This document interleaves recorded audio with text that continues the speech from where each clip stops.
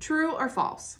In Lenawee County, you can buy a home within the city limits of Adrian with a rural development loan. It might surprise you to learn that that's actually false. So there's quite a few things out there that are rules and restrictions for different types of loans. We're going to cover two of the loans quickly. The first loan is a rural development loan. This is your very typical zero money down, low closing costs loan.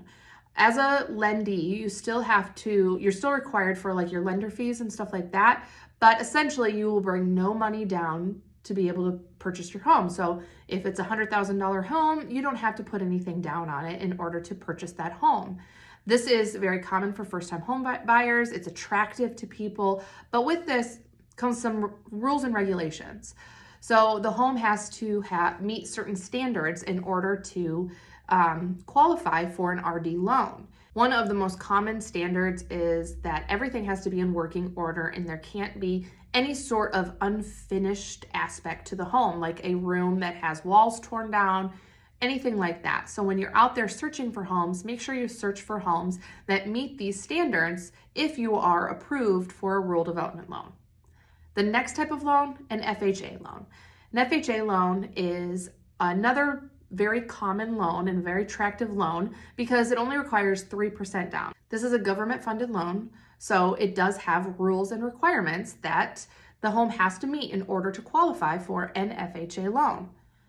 Some of these rules and requirements are the same as a rural development loan, but one of the most common ones is peeling paint.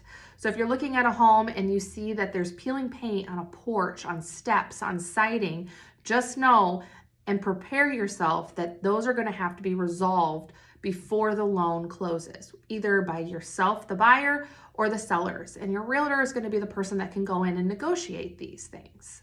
So those are the two types of common loans and some tips to look for houses in the market and to guide yourself in when you're searching online for houses like that. So you're not wasting your time looking at houses that aren't going to qualify for either one of those.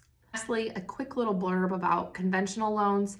They are the most common types of loans. They're your 20% down. They're attractive to sellers because they know that you have more stake in the game. They're easier to close. They have less rules and regulations. And it really just kind of depends on the lender, what hoops a lendee needs to jump through in order to close the loan. So if you have a conventional loan, it can give you a leg up over maybe a rural development loan or an FHA loan.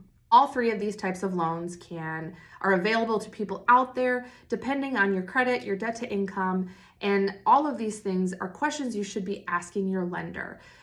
Questions like, with this type of loan, can I buy down points for my interest rate? That's a huge one right now that you really should be paying closely attention to. So if you're working with a lender, make sure you ask these questions so that you're better prepared when you start looking for houses so that you and your realtor can work together to be able to find the perfect home for you that meets the requirements of your loan.